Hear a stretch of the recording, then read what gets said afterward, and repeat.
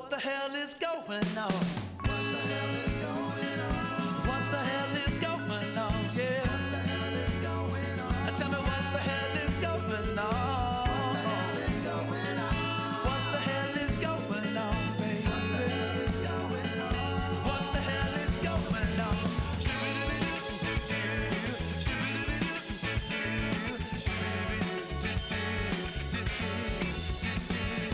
Welcome to the Call in America podcast, the one show where your voice matters. Our show is pre-recorded live on YouTube, Facebook, and Twitch. Join hosts Kelvin and Taylor as they get real about this week's topics. Be sure to subscribe to our YouTube channel, Call in America. Now, without further ado, here's Taylor and Kelvin. What's going on? What the hell is going on? Can you check this, make sure the sound is legit? Hey guys, what is going on out there? My name is Kelvin. I'm Taylor. And yeah, we're probably good. And together we are let me Call in America. We are Call in America, man. I was gonna say social distancing hotline. What is my Where problem? you been? I don't know. What is my problem? All right, guys. Hi. How you doing today? Well, I would say I'm doing great. Like physically, I'm doing great. Yeah. But it has been a heavy week with a Yeah. lot of things going on that has weighed on, myself, yourself, a lot of people in America. So it is like I said, I'm not physically doing well, but it's been kind of a rough week. Yeah, it's been a rough week, man. It's been a rough week, and sorry, that was a little preview of who's coming into the stream. John, we'll bring you on in just a second there. But no, it's been a rough week, man. It's been a rough week, and it's been an interesting week nonetheless. America is truly divided. And I think that's what's really scary about this week is that we're truly. I mean, again, it's like 2020 is truly showing us like what it is to be an American in America. It truly is. It's showing us who we are as a people, who we are as a group, and who we are as a nation. And it's forcing people to make decisions, right? It's forcing people to understand things about themselves, and some people are choosing not to, and that sucks. And those decisions definitely have repercussions just as much as those that choose to accept things that they want to work on. Absolutely. And that's part of the, like, peeling back the layers as well. So we see everything that's happening in the news, but when you see the responses from people you went to school with or you work with or your family, your friends, it's kind of surprising. In some cases it's surprising because it's hurtful. In other cases it's surprising because it's supportive, right? Both ends of the spectrum.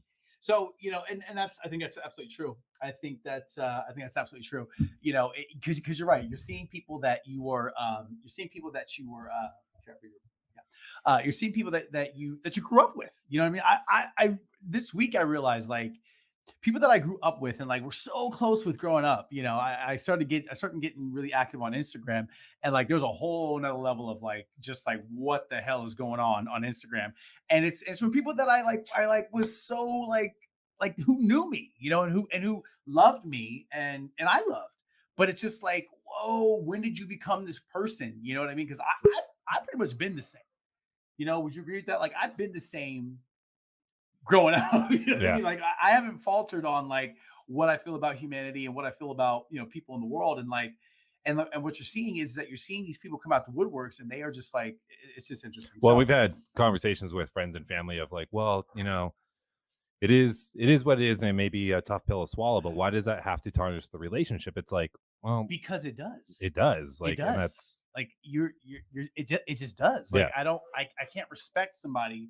But anyway, that's our opinion. We're going to get into that. We got an amazing show for you guys today. We got three very different very different guest hosts from three very different backgrounds.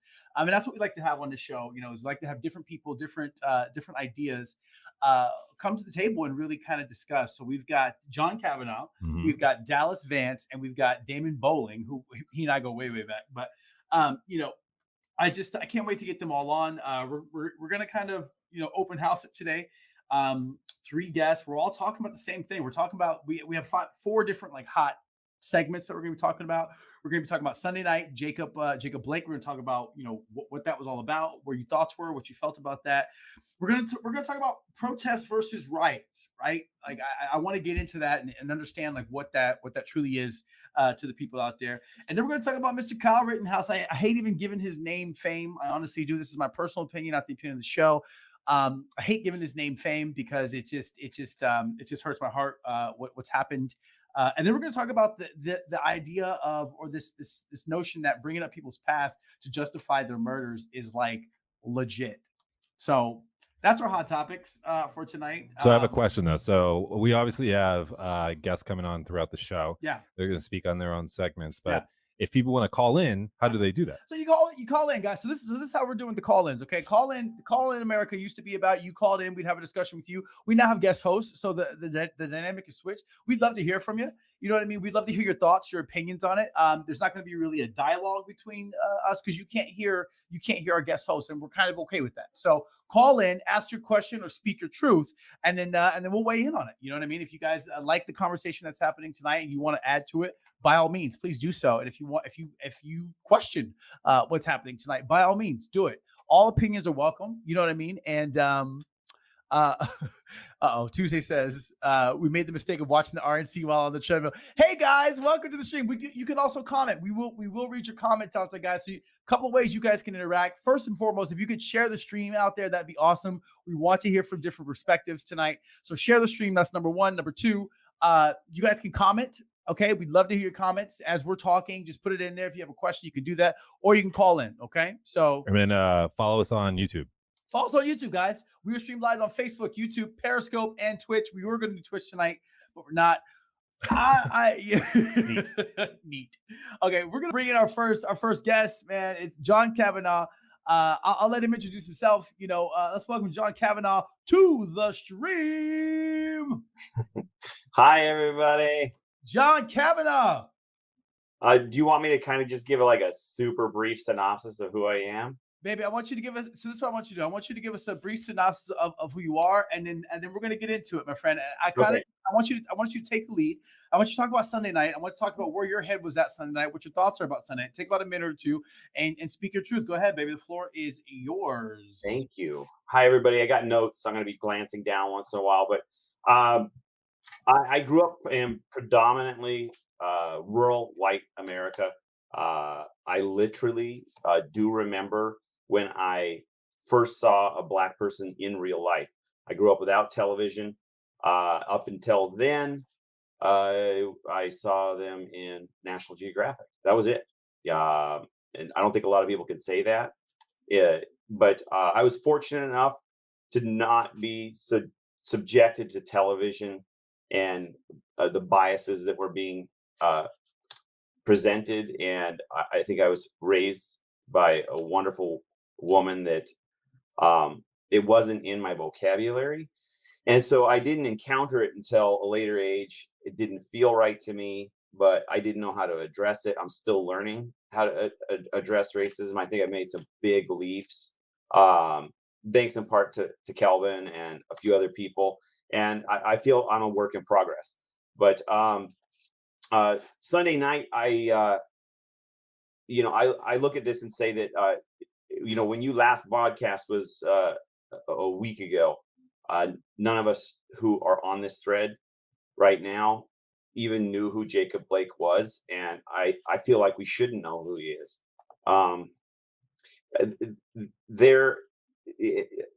How do I feel about it? I don't like watching that.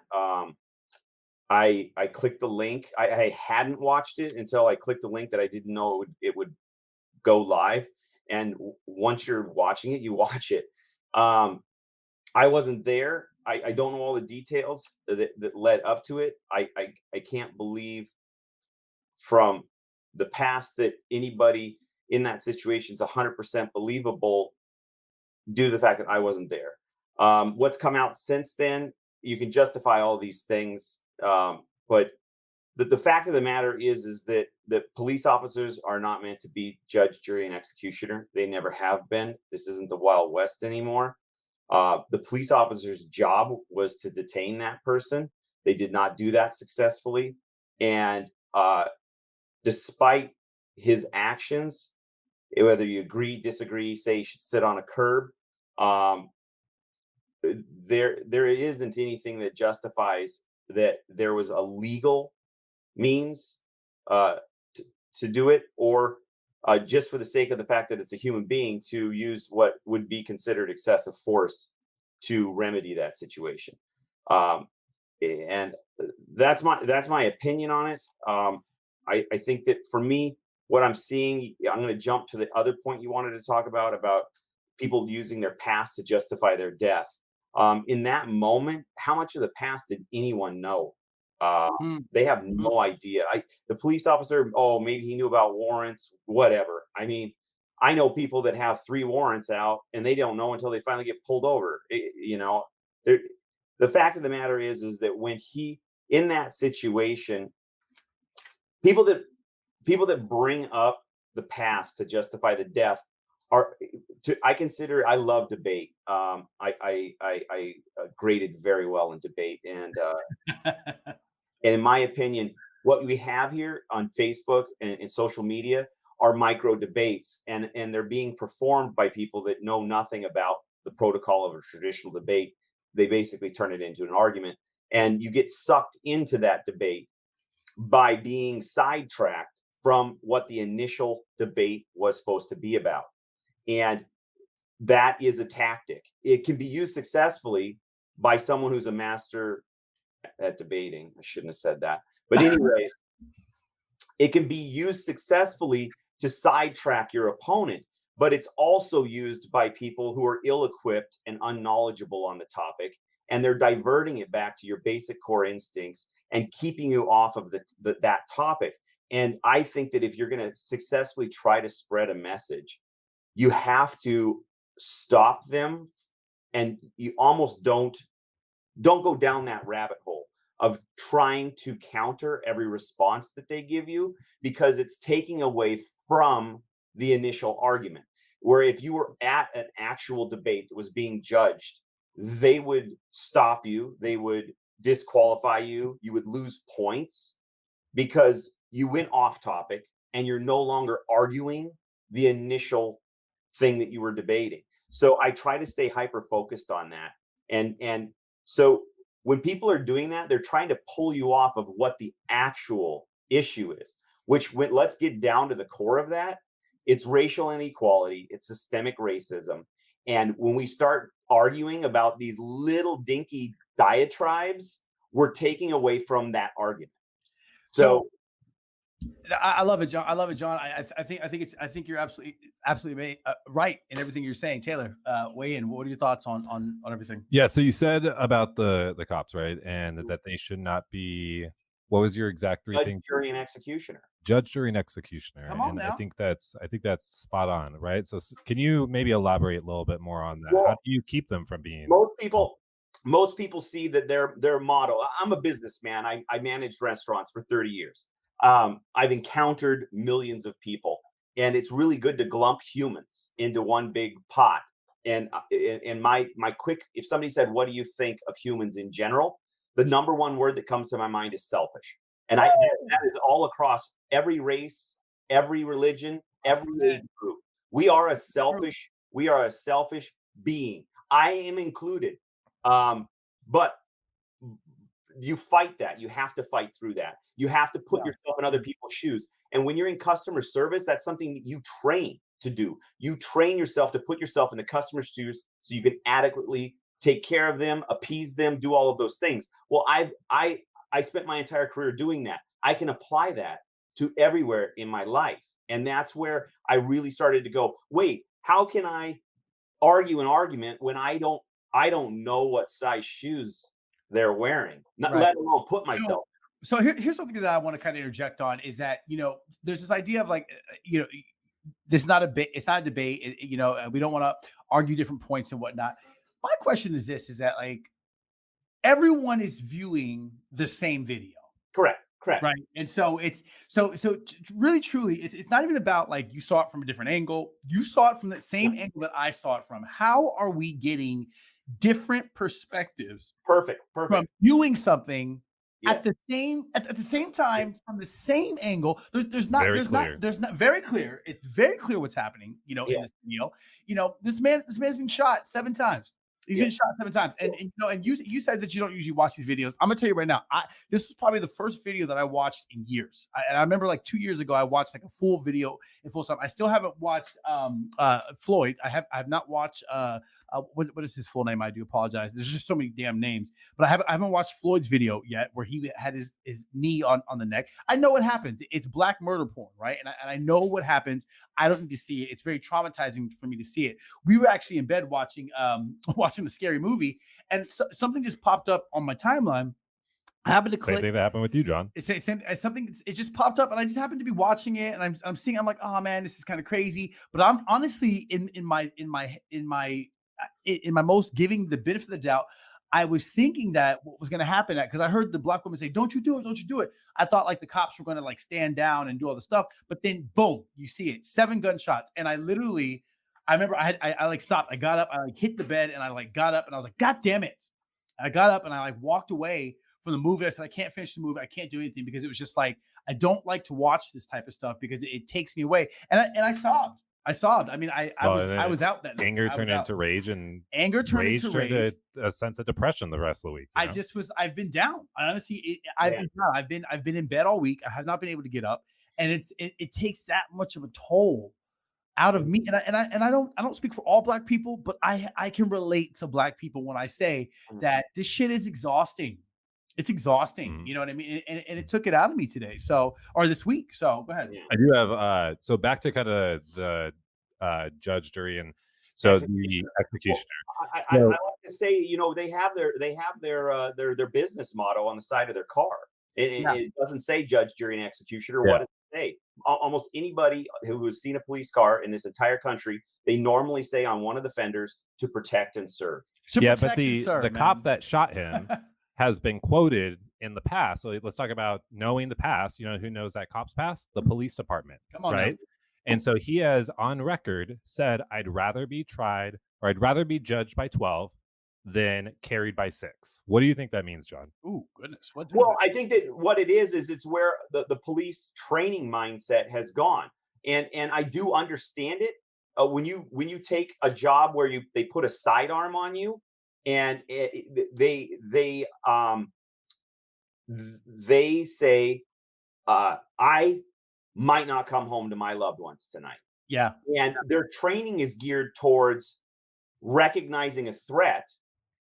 But I think that what the problem is, though, is if you look at Europe and other countries where they focus mainly on de-escalating situations, that include weapons in close proximities. Yes. They focus on de-escalation, where in America, we focus on a fear-based reaction. And we all know, I've seen it, I've watched the videos, and where they have to make split-second decisions. If you've been drilled that you would rather be judged by 12 than to be carried by 6, what is your decision going to be? I get it. It's not going to be to de-escalate. It's going to be to guarantee that you get home at night. But it's going to be the fact that they're being trained to be in fear. And this is where the systemic racism comes in, because I've watched 2 videos since this occurrence on Sunday that showed very large white males physically accosting a police officer. Exactly. For over a minute. Exactly. One was tased by a second police officer, and the other one was finally shot by the female. But that was after 2 minutes of him telling her that he was going to kill her. Threatening, aggressive, like very in your face, like I'm going to take you out. Why is that tolerance being shown to a white person and not being shown to a black person?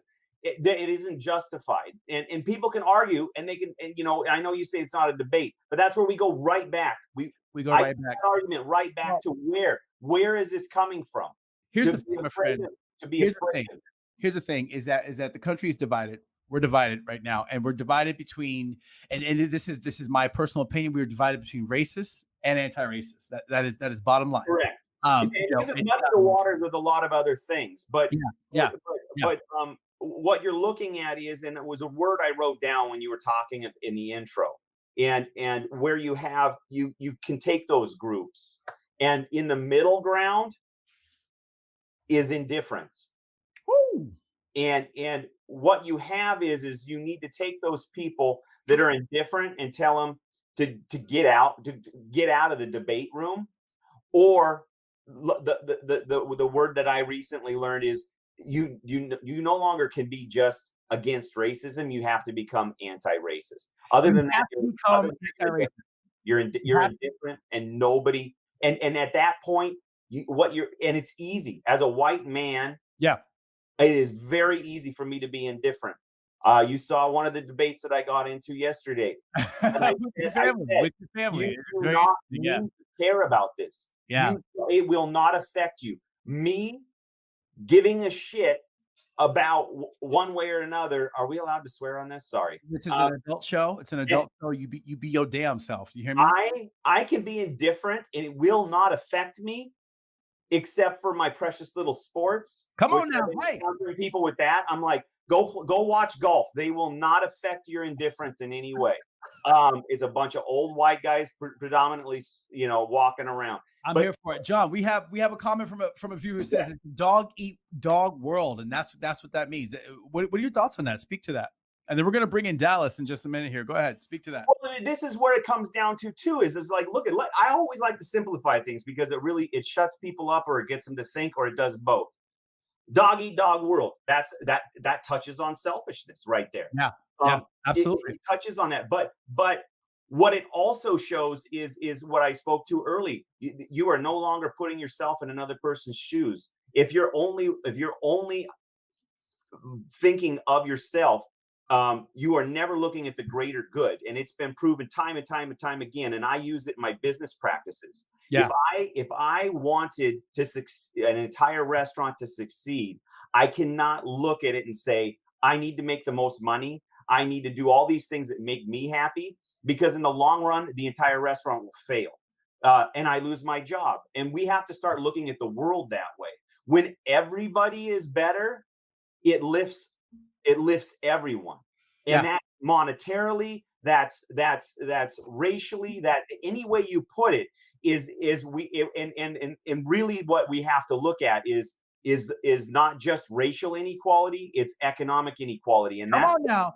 Hey, pushing a lot of this. Speak that truth. Ladies and gentlemen, give us a call. The phone lines are open, 585-502-7922. We want to hear from you out there. We got three amazing guests, hosts. I'm actually going to bring in Dallas. I want to bring Dallas. Dallas is a young guy. Well, I'll let him tell you about himself, but he's a young guy who's woke is the word that people like to use out there. I don't really like that word because I use it sometimes, because sometimes I'm woke. But anyway, I'm gonna bring up Dallas. Dallas is gonna join the conversation. Dallas, let's tell him what time of day it is. Dallas, go ahead. Welcome to the show, Dallas. How you doing, baby? Not too bad. Dallas, how old are you, my friend? I'm 28. 28, right? So you're youth, baby. You're in your prime. I want you to just take a moment, take about a minute, and just tell us what your thoughts on everything is. You know the topics, like weigh in. What are your thoughts? Who are you? Where's your head at? I'm a 28-year-old working in the trades. I'm also a veteran. I was in the Marine Corps for 3.5 years. At a very young age, I guess looking back, I never really noticed quite a bit of difference between me and my friends and our views on policemen or those with authority. I've actually had a lot of long talks recently with a lot of my friends from my childhood about how when cops used to come around, we were sneaking out late at night, while they would get fearful and want to hide and like run home. And I would just nonchalantly walk up to the cop car, ask them for the time of day, be like, oh, I guess it's time that I go home. I never understood that for my friend who had shot up to 180 pounds as a young black man, that him being at a park at 1:30 in the morning and walking up to a cop car could be something to be fearful of. I guess from joining the military, I felt a call to help people, and I understand what it's like to be in a stressful situation and to serve others and to view yourself as not better than other people, but someone who's just put there as a shield. They call the Marine Corps the tip of the spear. But I think, like with any institution, once I was in it, I understood that I was kind of sold a lie in a certain aspect, that I may have joined for the right reasons and that a lot of my friends also did because we wanted to help. I didn't really have a lot of direction at that time in my life. I felt some discipline would do me well. And while doing it, I could serve my country and help those around me. And what I came to understand in it was that when you give yourself to an entity like that, you're used however they see you fit. Luckily, I was a non-combat MOS, but even being that, every Marine is a rifleman as well.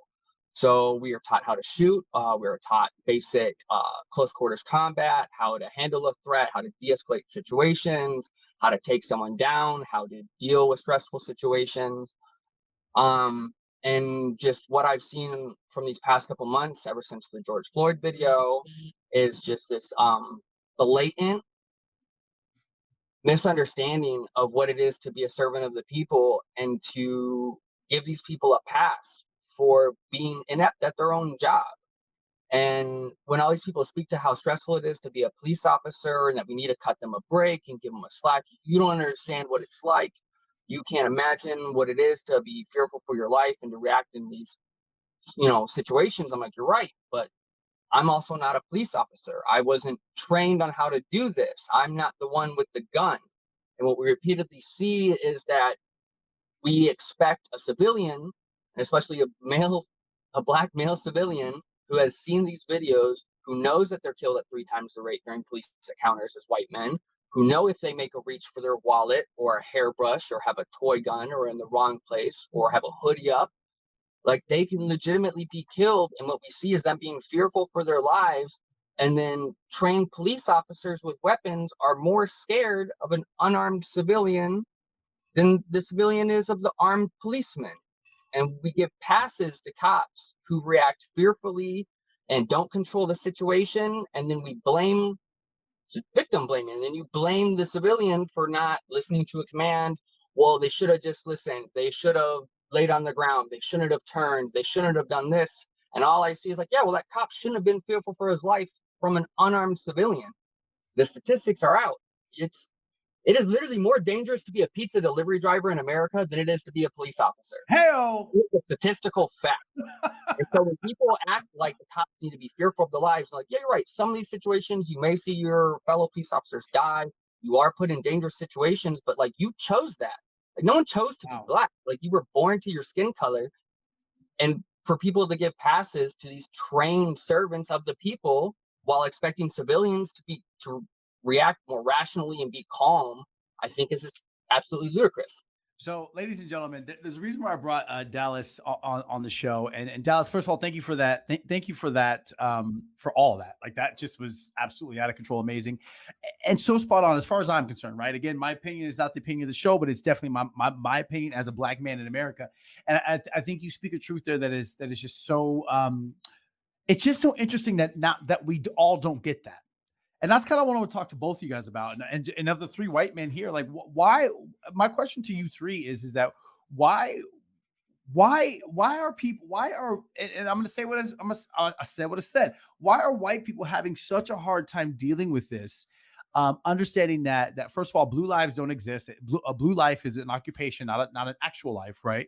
And that blue lives they signed up for this job, they trained for this job, and yet they are the ones who are failing at this job. And the people that are being blamed are the black individuals that are losing their lives, becoming handicapped. You know what I mean? Being shot in front of the children. Why are white people having such a hard time with this? Anybody can take it. Go ahead. I'll speak on it a little bit. I think it stems from an issue that we face in a lot of aspects of being American. Growing up, we were told you're the greatest country alive. You want to drive the fast cars, drink the Budweiser, drink the Jack Daniels. We watch football on Sundays. We're the greatest thing that it was. And what we see now, I think in America, is a good allegory for what we see in a lot of middle-aged white men. Is it's really hard to admit that maybe you're not as great as you thought you are. Maybe admitting to yourself that there is a problem in the first place is what it takes to come to a solution. But if you can't even admit that there is a problem or that you have a problem, you can't ever grow or reach that new point. So instead of ever taking the long, hard look in the mirror as Americans, we just deny it because a lot of people's personality is just rooted so deeply within that vision of what they think America is instead of what it actually is. Woo! John, what are your thoughts? Gosh, I could go for like 2 hours, but I know we're keeping this to an hour. We got 60 minutes, so go ahead. Look, I think that I can go back to the early dark ages when there was royalty and why we fled from that and where this all stems from. But if you go back to 2 generations ago, there were people of importance and authority inside of a smaller community before we went into large populaces. Yeah. And they were typically, whoever your preacher or priest was a very important, honorable figure that was undeniable truth. Whoever upheld the law was revered at that same level. You had high people with high wealth were put in that same category, and then whoever was in political power in the smaller towns, the mayor, maybe a congressman that would stop by, and they were infallible. They didn't. We didn't have television. They news traveled, and you want to talk about fake news back then? It couldn't have been any faker, man. You could write whatever the hell you wanted, but these were people that were, not only were the jobs sought out by people that wanted to gain this level of respect and level of performance.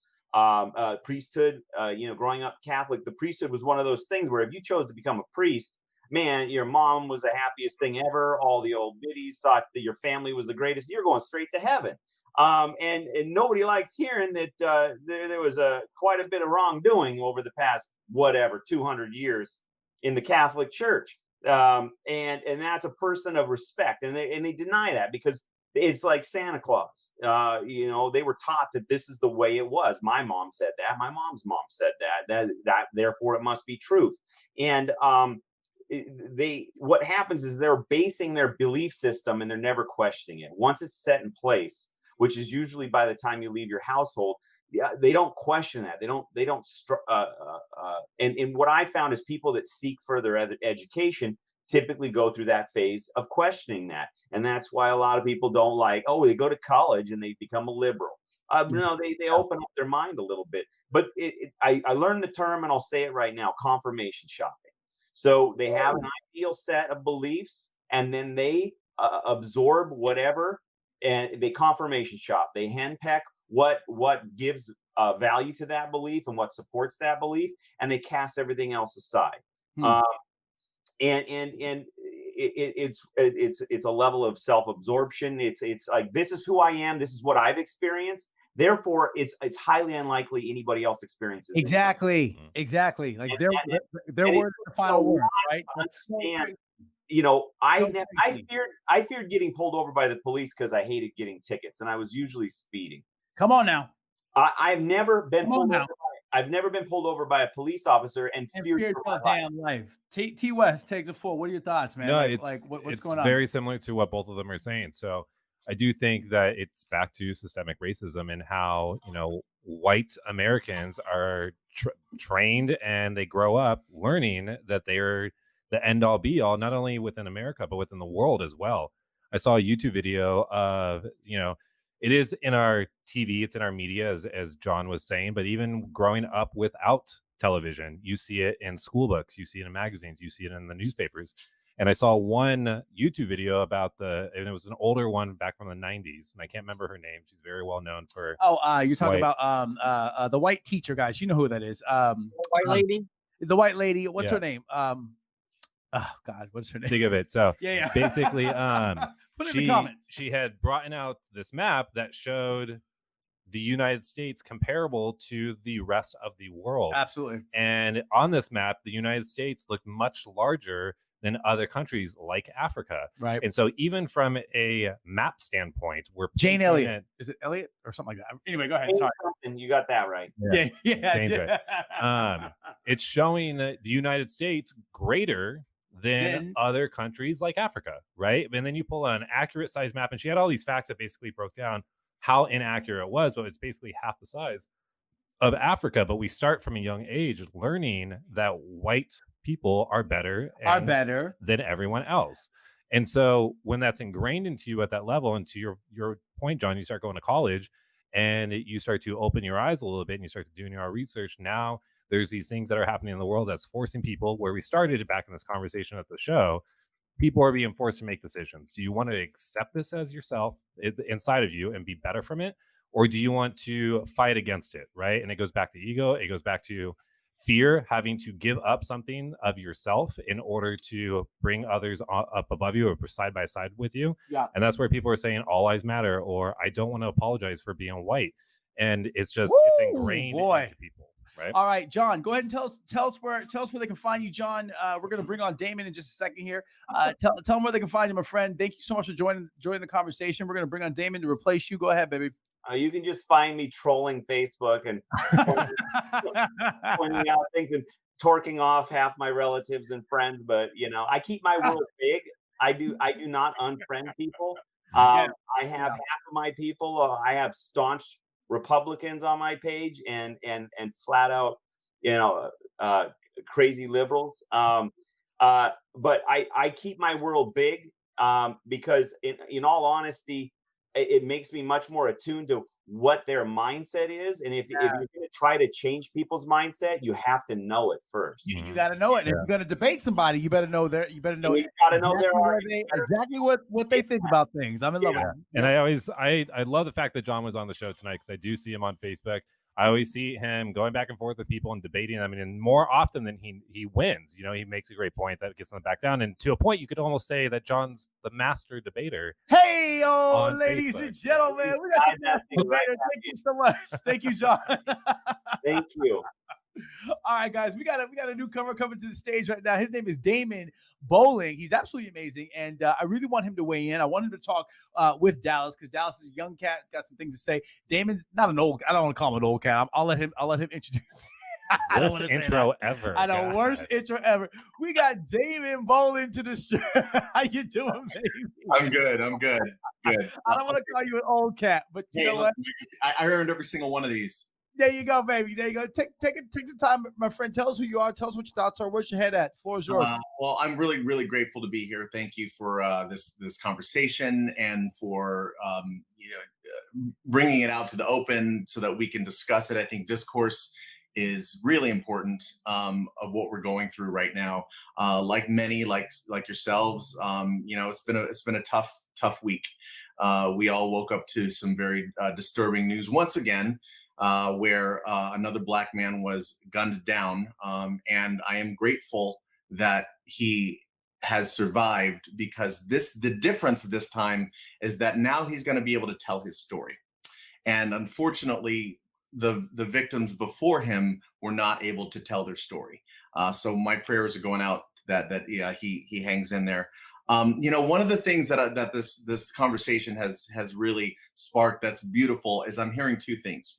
I'm hearing what this boils down to, and we're asking those questions of, well, we see the same video, everyone's seen the same video, but how come we're getting different reactions about it? Well, it comes down to two things, and it comes down to empathy, and it comes down to my favorite, privilege.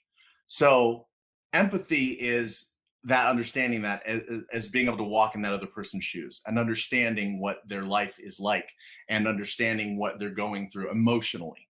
So if we can take those things, and if we have empathy, then we can then understand the mindset of those who are oppressed.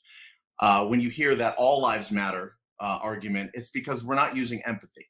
You're not using empathy. It's becoming it's a cone of self-seeking views, and a very myopic, that's the word I wanted, a myopic scope of the view, and your worldview is skewed when you're thinking that way.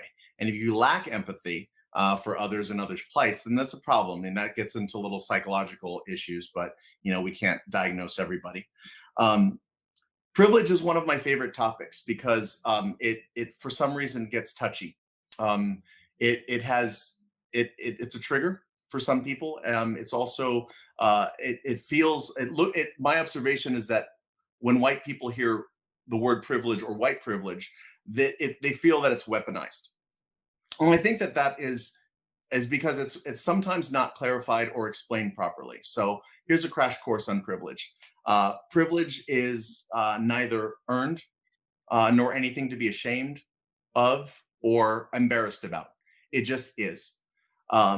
Privilege is being able to walk down the street with an AR-15 assault rifle and the cops offering you water and saying, glad you're here. That's privilege. Privilege is also something when it has to do with indifference as well, where it doesn't affect me personally. So it doesn't matter because it's not my problem. That's privilege, where you get to walk away from something and leave it on the shelf because it doesn't affect me personally. And people who are used, when you're used to privilege, equality feels like oppression. You know, That was so well said. I love it. Nailed it. I don't even know what to say. I think that's our show, guys. I mean, like that was, oh my God, Damon Ball. This is why I wanted you. This is why Damon. I just got to tell you, my friend, you're one of the most articulate. I'm gonna call you a brother because you're my brother. You're one of the most articulate, just well spoken, just men out there that I've had in my life, and I've had a lot of people of color. Okay. In my life that I absolutely love, and you were absolutely one of them. And I think that everything you just said is like it's truly what it is. You know, when they say it is what it is, what you just said is what it is. And I think that people have a hard time grasping and understanding that. You know what I mean? And owning that. Right.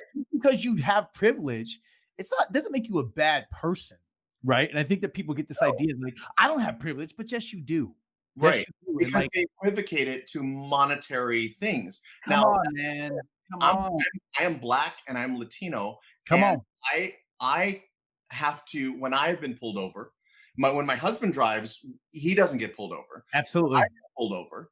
And the difference is that when he noticed something as well, he's like, I would never have thought to do that, is that when I got pulled over, I had to say out loud, "Officer, I'm reaching in the glove compartment." Come on now. Title and registration. Come on now. Yeah. And I was glad to say it too. Otherwise, I wouldn't maybe not be here talking to you. But I think Dallas said something, fantastic about, about the job and about, the stress levels of being an officer and being a law enforcement officer.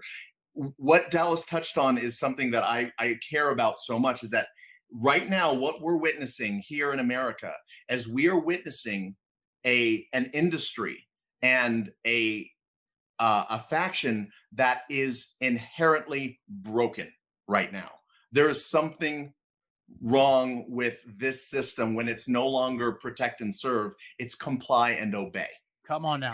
And we can't function as a society. I mean, last time I checked, I didn't wake up to some military totalitarian government where we have a curfew and a state TV, where everything's illegal. That's not where. Yet. Right. I don't know what mood Trump is in. Not yet, baby. Not yet. And I don't even want to get into the Trump dip because that's a whole nother topic, guys. It's a whole, okay. So here's kind of what I want to just kind of like take a sidestep from, because, I've said what I said about TikTok. I think that TikTok is full of a lot of white people making money off of Black culture. I'm not going to get into that right now. This is my personal opinion. But Dallas, you post a lot of things from TikTok that are just like actually really like, I'm like, damn, dude, like these young cats, they get it. They're on top of it. And whether or not they're trying to just monopolize on the trend, if you will, of what's happening in America, the shit that needs to be said. It shit needs to be said. So Dallas, I kind of want you to speak from your perspective in regards to like young people are not having it, man. Like, what is that like, man? What is that like being young and like seeing all this stuff? Because, I know your brother, like you guys weren't raised like this. So what's it like from your perspective, living in this timeline right now? Like, go ahead, speak the truth.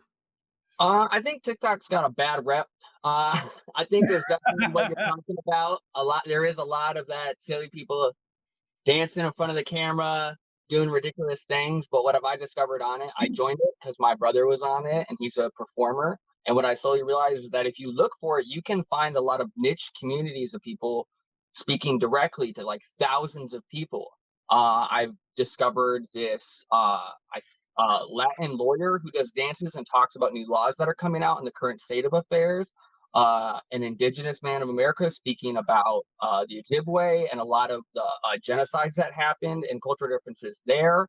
I follow someone from China speaking directly about the riots that happened there. He coached people through protesting techniques and things that are happening. as well as other ones where was literally seeing the protests on the streets of Portland when we had that wall of mothers and we had those federal agents abducting people. I think what a lot of people don't understand is that through every funnel that we get our news or media or our data from, it is processed by someone or something. And so what we constantly partake in, just the same as with our food, is a highly processed and condensed form of data, which then can be misconstrued and used differently. And through what we TikTok, and I think a big reason why it's such a huge threat to Donald Trump and a lot of people in America is because you're getting it straight from the source. When you have 7 different angles of a protest of people walking down peacefully, and you see cops come out in riot gear and then start being the aggressors and antagonizing the crowd and pinching them into an alleyway and firing tear gas off and just breaking people's arms and battling them with batons and firing non-lethal rounds directly at the heads of journalists, assaulting medics who are there to just help and have red crosses on their chests, and you watch these videos, I had to learn very quickly during the first month after happened with George Floyd is that I could only handle so much. But I felt like it was my duty to stay raw and vulnerable and to like not look away. It's to actually look at what's going on and to really see like America and the world for what it is. It's impressive, man. It's impressive. Okay, so now I want you bring up protests and riots. There's 2 things that I really want to. This has been a great show. It's been great conversation. It's about 7:46. 3 things that I want to talk about. You guys can pick whichever ones you want to talk about. I want to talk protests versus riots, right? Which kind of I think we touched base on that one. So that one's not a big one. But I want to talk about Kyle. I want to talk about Kyle Rittenhouse. I want to talk about like what your guys' thoughts are on this and like where your head's at with this. And then I also want to talk about this idea that bringing up people's past justifies their murder, getting shot in the back. You know what I mean? So take the floor, whoever wants to speak on it. And guys, the phone lines are open. Let me put the phone lines back up here. We want to hear from. We'd like to at least have one caller tonight. Call in if you got your questions. You guys have been doing a great job in the comments. If you call in, you can speak your truth. You got about a minute to speak your truth, say what you think about things, or ask a question of us, and then you guys are good to go. But take the floor, guys. What are your thoughts on Kyle Rittenhouse? What are your thoughts on bringing up the past to justify people's murders? Go ahead. The floor is yours. What I think of Kyle Rittenhouse is I think he's a product of the current state of affairs in America. I think he is a young, impressionable mind that, from his point of view, I don't think he thought what he was doing was wrong.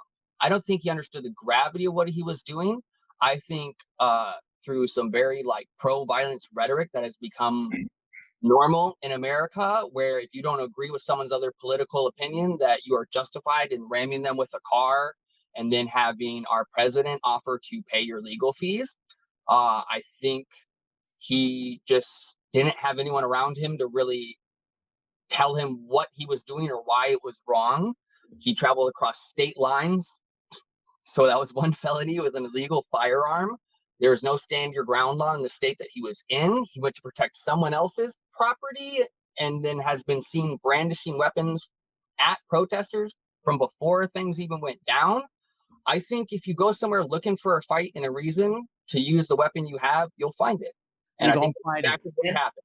And the main point about all of this, which is really disturbing, is that this person is a minor. He is 17 years old.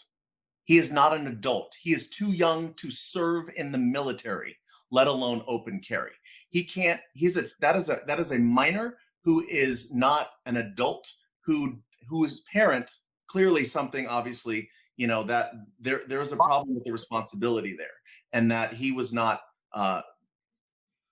being looked after correctly, and also his parent didn't know where he was to travel across state lines as a minor. His mother drove him there, actually. Oh, that's right. His mother drove him there. His mom knew exactly where the hell he was. You know what I mean? His mom, as far as I'm concerned, was an accessory to the crime. Right. Come on. It's just crazy to me, man. It's crazy to me. And what's really interesting is that, as soon as Jacob Blake got shot, everybody's, and I'm going to kind of merge these two. Everybody's talking about, well, he was convicted this. He had this in his background. He had this, right? And I don't mean to make fun of people, but I'm just fed up. I'm fed up. My wine's kicking in. But anyway, he's making, as soon as Jacob Blake is shot, we have all these excuses as to why. But as soon as this dude does it, he's a hero.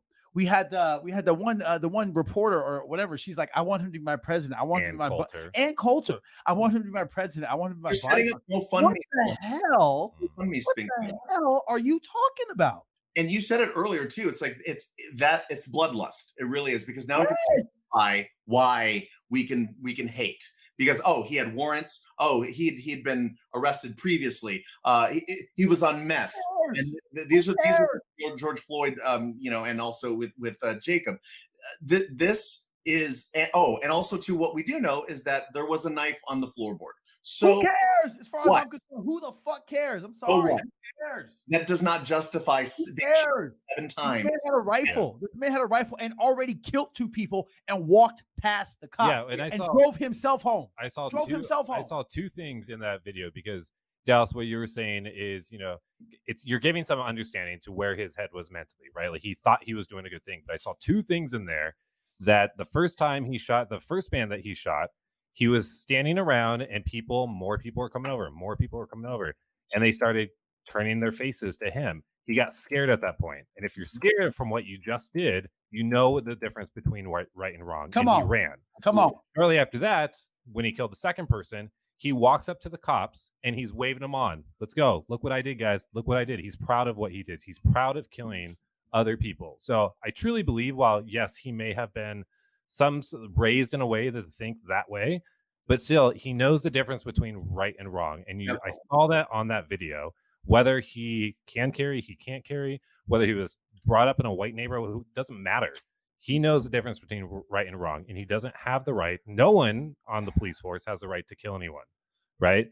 But John said it best. You're not the judge, jury, and the executioner. Yeah. You're not the judge. Like it's kind of insane, guys. Real quick, I want you guys, because we're wrapping up the final parts of the show. I want you guys to give your last words on this.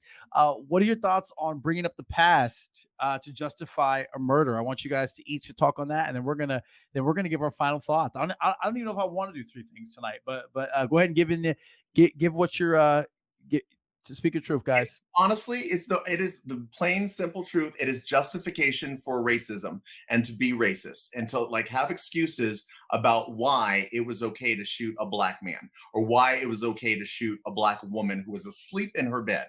Yeah. I've seen a laundry list of things. He shouldn't have done. Her boyfriend shouldn't have done this, and there should have been XYZ. They shouldn't have shot her. He shouldn't have been shot 7 times in the back. So it doesn't matter how many warrants he had, how many, what his past behavior was. That's bloodlust, and it's giving fuel for their racist behavior to justify those murders. Dallas, speak your truth, baby. Final word. Why are we bringing up people's past to justify their death? Go ahead. I think he has it spot on. I think when a black man is murdered by police officers, we look for any reason to justify it. And yet when we have a kid like that 17-year-old who murders 2 people, everyone looks for a reason to justify why he was there and what he was doing. You look to that kid's future from the descriptor words off the jump. When he was reported, it was future police cadet or wannabe policeman. Or when you look to instances like Brock Turner, other instances like, he had such a bright future. I can't believe this thing happened to them. When actually the perpetrators of the violence themselves, nothing happened to them. They did something. Whereas when a black man is murdered on the street, you look to his past and justify the murder. And I think it's absolutely ridiculous. Taylor West, tell us how you feel. Yeah, I completely agree with what both of you guys have said. I also think it's back to what John was saying earlier about debating, right? Like, we're talking about a white cop shooting a black man for no reason. And then you throw up this clay pigeon. You're diverting the conversation so that you don't have to address systemic racism. So you don't have to address the injustice from the police. You're focused in on this man's background. That's irrelevant at this point, and you're only going down a path, so we don't have to talk about what the real issue at that hand is. Hey, John, I brought you back to the stream, my friend, because I saw you still hanging out. I want you to speak on this real quick. Final words. Why are we bringing up people's past? I look at it like this. They're treating it like it's a bad court case that they watched on TV. They're taking what would, if it was a trial, it would have been the incident that created the trial. And then they're trying to present the case like they're the lawyer. And that doesn't justify the actions and the crime that was actually committed. Because 99.9% of the time when that incident occurred, both individuals knew absolutely nothing about each other's past until that moment. And so they are making all of their actions and all their justifications off of those 30 seconds or 2 minutes. And so we have to look at that evidence. And that evidence is typically they're a person of color, a black person, and they are deemed a threat. That's the only evidence we need to look at. If I was putting this on trial at a court case, all those other arguments don't matter. They didn't know jack shit when they shot that dude about anything in that guy's past. And we're trying to justify all his previous actions. And I'm like, damn, man, this is the thing. As a white dude, I just didn't get in trouble for all the same Hey now. Don't have it on now. Speak Also, that. Go ahead, Damon. Go ahead, baby. One point of evidence that with Jacob Blake is that we know that he was tased unsuccessfully. We also know that the officer who shot him grabbed his shirt. Now, if you could grab his shirt, you can yank him back. Come on now. Tactics to detain a suspect or detain someone who is behaving hostile. So if that's the case, what happened to tackling someone to the ground and then the rest of the team coming in? What happened to that? Like, why 7 times in your back? But what's also wrong with like just getting a license plate? And yeah, maybe they get away, but aren't license plate registered to home addresses? And can't you just go pick them up later? I feel like that's a whole nother damn show, folks. That's our time. We're taking us down the wrong path. Stick to the whole damn thing. Go back to the beginning. Hey, man, everybody deserves a trial. What happened to that? That's all I got to say, folks. I'm gonna do it like this. I'm gonna start with John. I'm gonna start with Dallas. I'm gonna end with Damon. Tell us where they can find you. You got 30 seconds, and then we're gonna end our show, baby. John, starting you. Go ahead. I'm a simple man. I don't have a platform. You know, if you wander across me, say hi. If you ever want to talk, get a hold of Kelvin and he'll get over. Thank you, John, baby. I'm gonna take you out the stream, baby. Damon, tell us where they can find you. You know, you can find me. I'm friends with Kelvin on Facebook. You can find me as Damon J. Bowling on Instagram, and I'm there. There you go, baby. Thank you so much for coming on to the show. And in Dallas, baby, where can we find you, baby?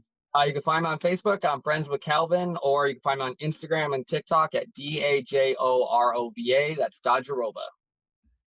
Folks, first of all, I want to thank our guest hosts. You guys were absolutely amazing. Incredible. This was a great show. We didn't have any calls, but you know what? The thing about this is that our show's evolving. And I think we had a lot of engagement in the comments. Hold on, let me see what the final 2 comments are. What are the final 2 comments? I wouldn't even, what is this? This one says, I wouldn't even specify white cop.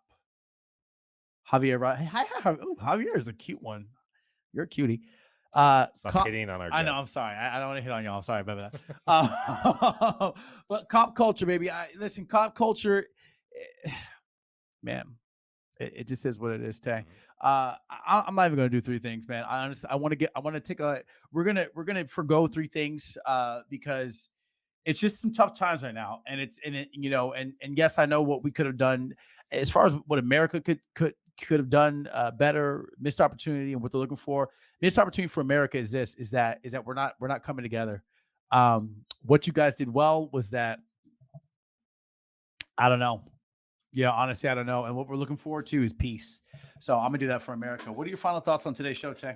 Yeah, so I think that when we have conversations like this, when we have topics at hand, and we are lucky enough to have 3 incredible guests like this and having intelligent conversations, the conversations are really, really good. But one thing that I was kind of realizing is that all 3 of them are kind of rare, right? Yeah, like I don't have these conversations with my coworkers. I don't have these conversations with my family members. I don't have these conversations with my friends. Some of them I do, but more often than not, their ego gets in the way, or their selfishness gets in the way, or they get defensive, or they're scared, or whatever the list of reasonings behind it goes forever long, right? Yeah. And so while I'm very appreciative of the conversation, the mentality, the thought process that we've been able to explore and participate in all together, that this conversation is very rare in form, and that's kind of sad. And there's a lot of work to be done so that we can have more of these conversations more often. I just think so. My final thoughts are first of all, I want to thank our 3 guests: John Kavanaugh, Damon Bowling, Dallas Vance. You guys were absolutely amazing. You guys added such an amazing dynamic to tonight's show. I want to continue. I want to continue to have these discussions and to be able to talk openly. What I will say is this: I've been on Facebook, right? And I don't like to argue with people on Facebook. But I have, these last couple of days, I'm going to give myself some space and realize that, it's been a tough week. And I got into some arguments online on Facebook this week. But at the end of each one of those arguments, I invited people to come and to call in on the show. Not one of them has. And so I just want to say to everybody out there that, listen, you can have your damn opinion, and I'm going to have my opinion. And if I think it's wrong, not that I think it's wrong, but if I disagree with you, I'm going to disagree with you. You know what I mean? And I'm going to disagree with you openly and wholeheartedly. The only thing is that I've invited you guys on the show. And my last words are this, is that if you have an opposing opinion, call in. If you truly are about it, I think we need to get off of the Facebook and keep being keyboard warriors and get on there and have a true discussion. If you truly feel what you feel, come on out here, say your name, say this is who I am, this is what I believe. And I think that what we find is that people don't do that. And so if you're out there arguing with trolls on Facebook, invite them to the show. Shit, I'll make you a guest host, and you invite that person on the show. We need to stop arguing with trolls on Facebook because they have showed us who they are, and we have to believe them. My name is Kelvin. I'm Taylor. And that is our show. Thanks, guys. Thank you for tuning in to the Call on America podcast. Be sure to follow us on all social media: YouTube, Facebook, Instagram, Twitter, and Periscope. The Call on America podcast is brought to you by the Project Division of YBS Pros and produced by Y Podcast. Tomorrow's solutions today.